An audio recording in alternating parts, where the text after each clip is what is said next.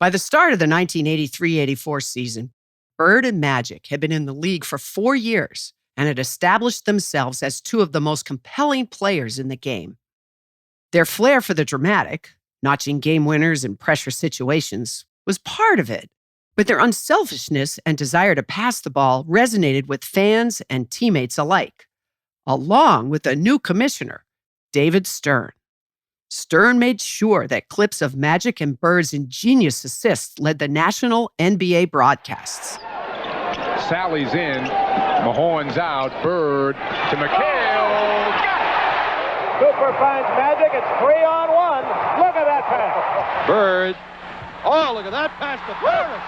My goodness gracious. Here come the Lakers again. Johnson, 3-on-2. There it is. Oh, what a pass. Yep. Their pass-first, shoot-later approach was a notable departure from some of the previous stars who hunted stats and chased scoring titles. It spawned a gorgeous era of basketball that piqued the interest of teenagers like Steve Kerr. To me, that was sort of the apex of NBA fandom in my lifetime. Like, that's when it just became this must-see spectacle. And so Stern deserves a lot of credit. Bird and Magic, you started seeing them in commercials, watching a football game, Magic Johnson and Bird come on a Converse commercial. Like, that was new. That was different. The head-to-head battle Bird and Magic craved in the finals still eluded them. But Stern recognized the league could capitalize on the rivalry between the glib, charismatic star in Los Angeles and the stoic, trash-talking star in Boston. So Stern issued a decree. No more Lakers versus Celtics. Make it Magic versus Larry. The league's PR machine was delighted to saturate the market with their intersecting storylines. Stern okayed putting their faces on the cover of the NBA Register, a prestigious honor usually reserved for veterans with multiple all-star nods. There had never been two players featured before, let alone players who were still on the rise. Let's not focus on what we always did in the past, Stern was fond of saying. Let's focus on what we'll do in the future. Spencer Haywood knows progress when he sees it.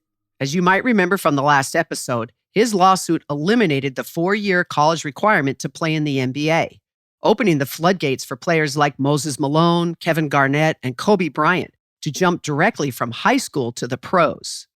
Haywood recognized Stern's marketing play as a sign that new seeds of legitimacy had been planted. Oh, it definitely was a turning point. I mean, David Stern, he changed the game. He changed the whole marketing perception and the whole idea that the individual is, because before we were just robotic kind of team guys. Haywood explains that individuality was rare for pro basketball players in the 70s, right down to their attire. We went to the 72 All-Star game, or 73, and everybody was ordering this suit from the king size store in Boston. And so we get to the dinner, and like 6 guys had on the same suits. In 1983, before he became commissioner, Stern negotiated a pivotal agreement between the owners and players that instituted revenue sharing and a salary cap, providing incentives for both players and owners to work together to increase league revenue.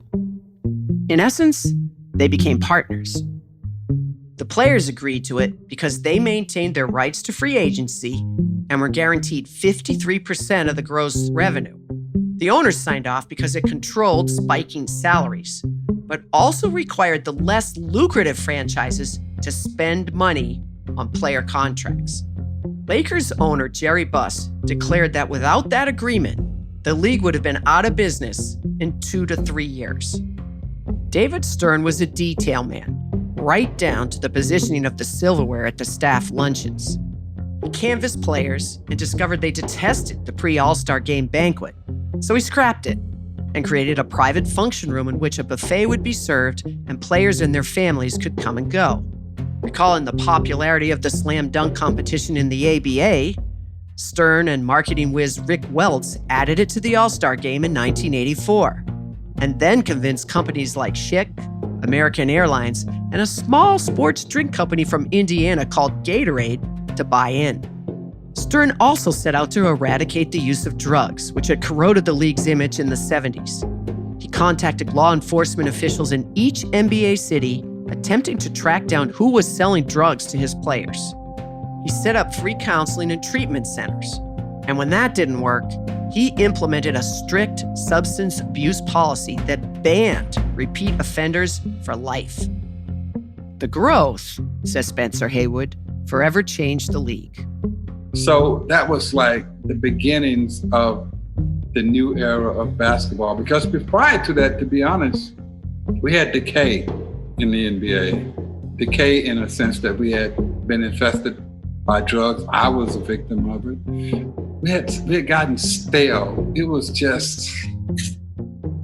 not a good look for basketball. It was not a good thing.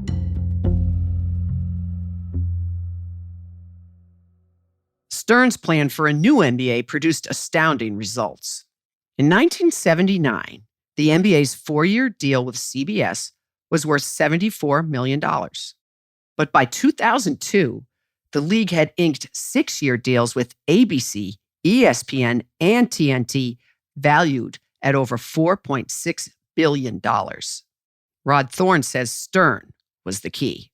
David knew as much about TV, as much about advertising, as much about the other aspects that go into the game other than the playing as anybody who ran those companies did.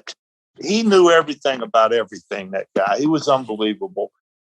The networks were amenable to promoting the NBA in large part because of the appeal of the rivalry between Magic and Larry.